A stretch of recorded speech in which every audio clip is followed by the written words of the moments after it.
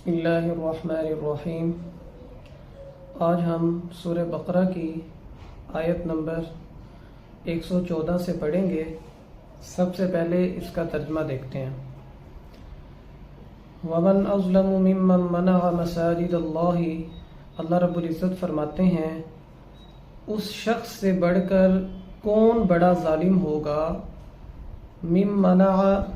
جو روکے، مساجد اللہ اللہ کی مساجد سے، ان یذکر فیہا اسمہ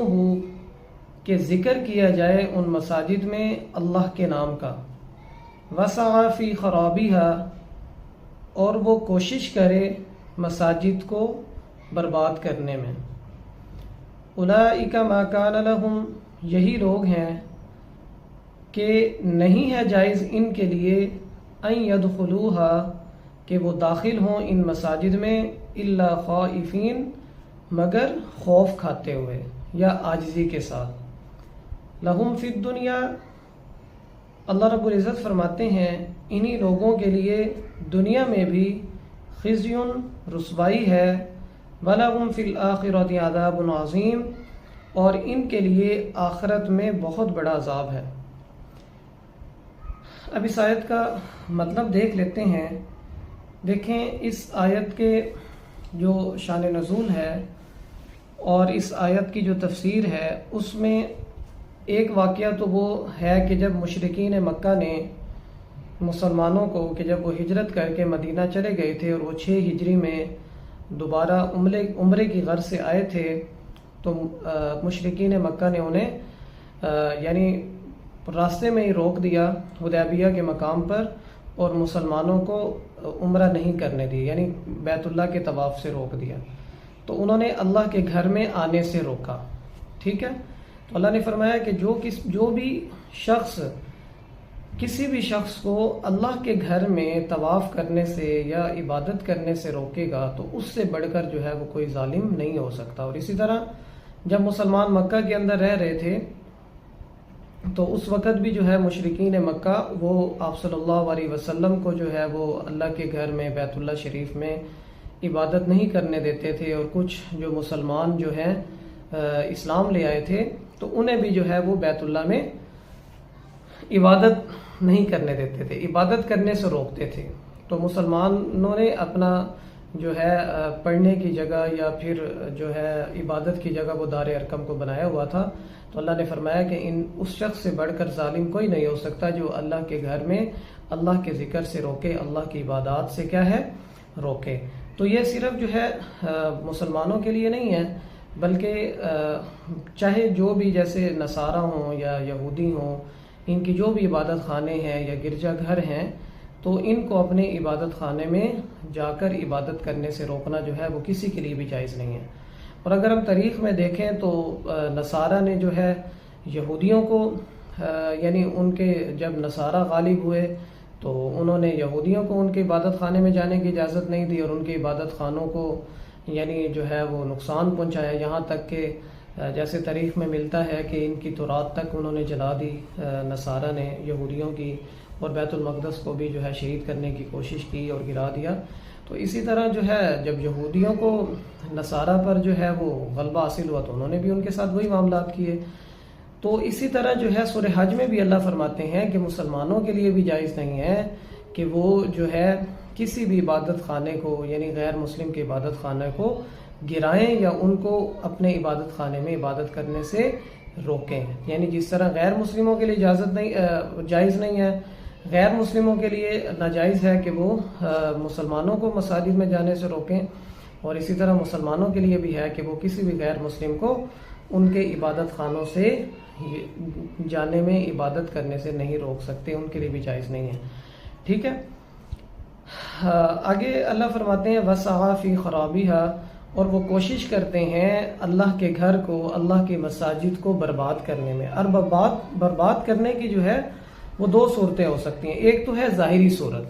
ٹھیک ہے۔ ظاہری صورت کیا ہے کہ کوئی شخص جو ہے عبادت کے لیے جا رہا ہے، اس کو عبادت کے لیے نہ جانے دیا جائے۔ کوئی نماز پڑھنے جا رہا ہے، قرآن مجید کی تلاوت کے لیے جا رہا ہے یا اللہ کے ذکر کے لیے جا رہا ہے تو اس کو روک دیا جائے۔ تو یہ تو ہے ظاہری بربادی اللہ کے گھر کی۔ ایک باطنی بربادی بھی ہے۔ باطنی بربادی کیا ہے کہ اللہ کے گھر میں اللہ کی نافرمانی والے کام کیے جائیں، ایسے رسم و رواج یا ایسی چیزیں جن کا شریعت میں جو ہے ذکر نہیں ہے ان کو اللہ کے گھر میں کرنا، یا جس طرح جو ہے مشرکین مکہ کرتے تھے کہ وہ ننگے ہو کر جو ہے نعوذ باللہ بیت اللہ کا طواف کرتے تھے، یا انہوں نے بت رکھے ہوئے تھے، تو یہ جو ہے اللہ کے گھر کی باطنی جو ہے وہ بربادی ہے۔ خیر اللہ نے فرمایا اولئک ما کان لهم ان يدخلوها الا خائفین، یہی لوگ ہیں جو اللہ کے گھر میں عبادت کرنے سے روکتے ہیں، اللہ کی بربادی کا سبب بنتے ہیں، تو اللہ نے فرمایا کہ ان کے لیے جائز ہی نہیں ہے کہ وہ اللہ کے گھر میں داخل ہوں، الا خائفین، مگر کس طرح؟ خوف کھاتے ہوئے، عاجزی کے ساتھ، ٹھیک ہے، تکبر کے ساتھ داخل نہ ہوں، اور پھر تکبر کے ساتھ داخل ہو کر جو وہ نقصان پہنچاتے ہیں وہاں پہ عبادت کرنے والوں کو یا اللہ کے ذکر کرنے والوں کو، تو اللہ نے فرمایا کہ جائز ہی نہیں ہے۔ لہم فی الدنیا، اللہ نے فرمایا کہ دنیا میں بھی ان کے لیے رسوائی ہوگی کہ یہ زندگی میں ہی اپنی رسوائی دیکھ لیں گے، وَلَهُمْ فِي الْآخِرَةِ عَذَابٌ عَظِيمٌ، اور اللہ فرماتے ہیں کہ ان کے لیے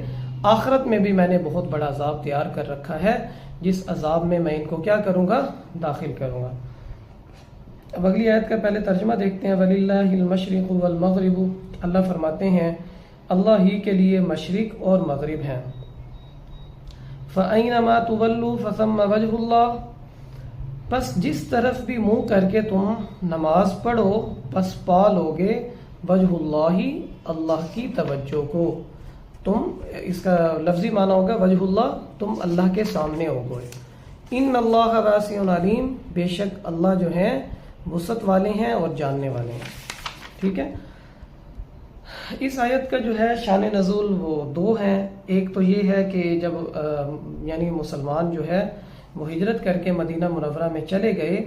تو اس وقت مسلمانوں کو اللہ رب العزت کی طرف سے حکم ہوا کہ تم نے اب جو نماز پڑھنی ہے وہ بیت المقدس کی طرف منہ کر کے نماز پڑھنی ہے۔ تو یہ مسلمانوں کے لیے اس بات کو قبول کرنا جو ہے مشکل تھا، یعنی مسلمانوں نے قبول تو کیا لیکن دل ہی دل میں جو ہے وہ افسردہ تھے، تو اللہ نے ان کی افسردگی کو کیا کیا؟ دور کیا کہ دیکھیں مشرق ہو یا مغرب ہو، ٹھیک ہے، بیت المقدس مشرق کی طرف ہے اور جو بیت اللہ ہے وہ مغرب کی طرف ہے، تو اللہ نے فرمایا کہ تم جس طرف بھی جو ہے منہ کر کے نماز پڑھو تم ہر طرف اللہ کو پاؤ گے، تم اللہ کے سامنے ہوگے، تمہارے لیے جو اصل چیز ہے وہ ہے اللہ کی اتباع، یعنی تم اگر اللہ نے تمہیں حکم دے دیا بیت المقدس کی طرف منہ کر کے نماز پڑھو تو تم خوش اسلوبی سے خوشنودی سے اس طرف منہ کر کے نماز پڑھو، اگر اللہ حکم دے دیں کہ بیت اللہ کی طرف منہ کر کے نماز پڑھو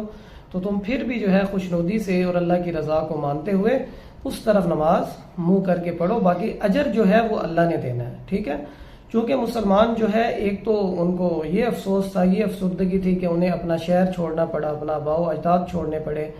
پھر بیت اللہ کو چھوڑ کر گئے، اور پھر جب اللہ کی طرف سے حکم آیا کہ بیت اللہ کی طرف منہ کر کے بھی نماز نہیں پڑھنی تو مسلمان اس پر جو ہے تھوڑا سا پریشان ہوئے، تو اللہ نے ان کی پریشانی کو دور کرنے کے لیے آیت اتاری اور کہا کہ تم جس طرف بھی منہ کر کے نماز پڑھو گے اللہ تمہارے سامنے ہے، تم اللہ کو کیا کر لو گے؟ پا لو گے، اللہ تمہیں اجر و ثواب دیں گے۔ اور اس کا دوسرا جو شان نزول اور بیان کیا جاتا ہے سبب نزول اس آیت کا، وہ یہ ہے کہ ایک مرتبہ جو ہے سفر کے اندر صحابہ کرام رضی اللہ تعالیٰ مجمعین کی جماعت نے جو ہے وہ غلطی سے جو ہے بیت اللہ کے مخالف جو ہے منہ کر کے نماز پڑھ لی تھی۔ اس کی وجہ جو ہے وہ بہت ساری روایات میں آتی ہیں کہ وہ اندھیری رات تھی یا طوفان تھا یا اس قسم کی بارش تھی کہ جس وجہ سے جو ہے وہ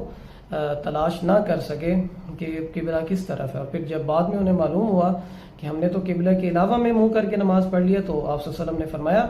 کہ تمہارے جو ہے وہ نماز ہو گئی ہے اور تمہاری اب جو ہے نماز لٹانا جو ہے وہ ضروری نہیں ہے۔ اور اس پر پھر اللہ نے یہ آیت بھی اتاری کہ تم نے جس طرف بھی جو ہے منہ کر کے نماز پڑھی تو اللہ تمہارے سامنے تھا اور اللہ اس کا اجر دینے والا ہے۔ تو یہاں پر بھی ایک مسئلہ دیکھ لیں، جان بوجھ کر جو ہے وہ قبلے سے جو ہے اپنے چہرے کو پھیر کر نماز نہیں پڑھ سکتے، اگر جان بوجھ کر ایسا کریں گے تو نماز نہیں ہوگی، کیونکہ یہ نماز کے فرائض میں سے ہے قبلہ کی رخ منہ کرنا۔ ہاں اگر غلطی سے ہو جائے یا پھر آپ سفر میں گئے ہوئے ہیں اور آپ کو نہیں پتہ چل رہا کہ قبلہ کس طرف ہے تو آپ اپنی جو ہے تحری کر کے اپنی طرف سے کوشش کر کے بس جس طرف بھی جس سمت میں بھی آپ نماز پڑھ لیں تو اللہ رب العزت اس کا اجر دیں گے۔ اور دوسرا یہ مسئلہ یاد رکھیں کہ اگر آپ سواری پر جا رہے ہیں تو نوافل نماز جو ہے وہ جس طرف بھی آپ کا چہرہ ہے، آپ سواری پہ بیٹھے ہیں، جس طرح بھی منہ کر کے نماز پڑھنا چاہیں تو وہ پڑھ سکتے ہیں نوافل، کیونکہ ترمذی کی روایت شریف ہے جس میں آتا ہے کہ آپ صلی اللہ علیہ وسلم جو ہے جب گھوڑے پر سوار ہوتے تھے، سواری پر سوار ہوتے تھے، تو جس طرف بھی آپ کا چہرہ ہوتا تھا آپ نوافل پڑھ لیتے تھے. ٹھیک ہے، تو یہ آج کا جو ہے ہمارا ترجمہ اور تفسیر تھا. اگر آپ کو جو ہے اس بارے میں کوئی بات سمجھ نہیں آئی تو آپ کامنٹ کر کے جو ہے پوچھ سکتے ہیں، اور